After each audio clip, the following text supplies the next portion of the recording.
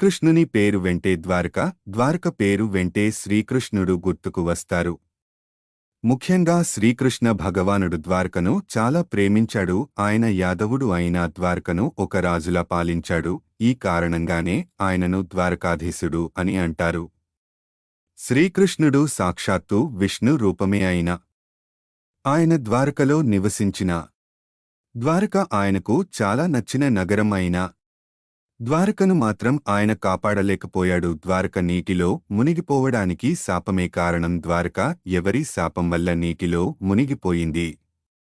దీని వెనుక ఉన్న రహస్యం ఏమిటి తెలుసుకుంటే, పురాణాల ప్రకారం జరాసంధులు ప్రజలపై చేసిన దురాగతాలను ఆపడానికి శ్రీకృష్ణుడు మధురను విడిచిపెట్టి సముద్ర తీరంలో ఒక దివ్య నగరాన్ని స్థాపించాడు. ఈ నగరాన్ని శ్రీకృష్ణుడు ఎంతో ఇష్టంతో నిర్మించాడు. దీనికి ద్వారక అని పేరు కూడా పెట్టాడు.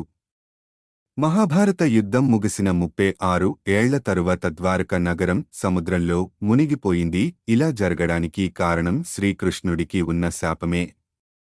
శ్రీకృష్ణుడు స్థాపించిన రాజ్యం తన కళ్ల ముందే నాశనం అవుతుందని, శ్రీకృష్ణుని వంశస్థులు అందరూ ఒకరిని ఒకరు చంపుకోవడం వల్ల యాదవ వంశం అంతం అవుతుందని శ్రీకృష్ణుడికి శాపం ఉంటుంది.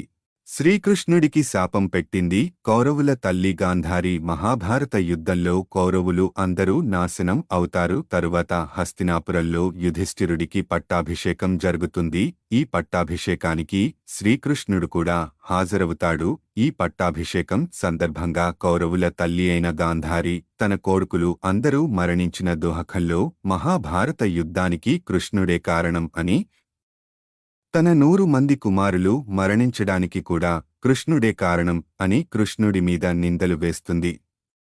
కుమారులు మరణించారనే దుఃఖంలో కోపోద్రిక్తురాలై, నేను పతివ్రతను అయితే నా వంశం ఎలాగైతే నాశనం అయిందో అలాగే నీ రాజ్యం, నీ వంశం కూడా నాశనమవుతుంది.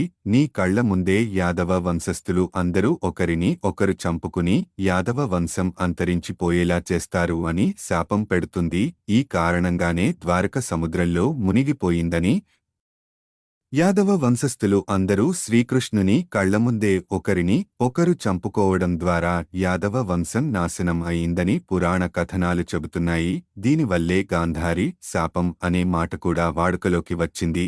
గాంధారి పెట్టిన శాపం అంత శక్తివంతంగా పనిచేసిందని దాని అర్థం.